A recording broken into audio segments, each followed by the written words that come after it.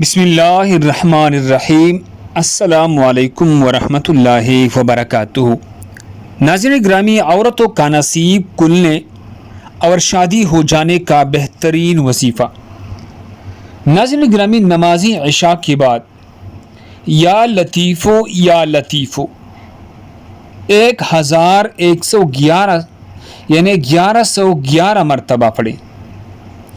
اول آخر درود ابراہیمی جو ہم نماز میں پڑھتے ہیں، اللہم صلی علی محمد وعلی آل محمد آخر تک، یہ درود ابراہیمی اول آخر 11 بار پڑھے، پھر سجدہ میں جا کر دعا مانگے، 21 روز یہ عمل کرے۔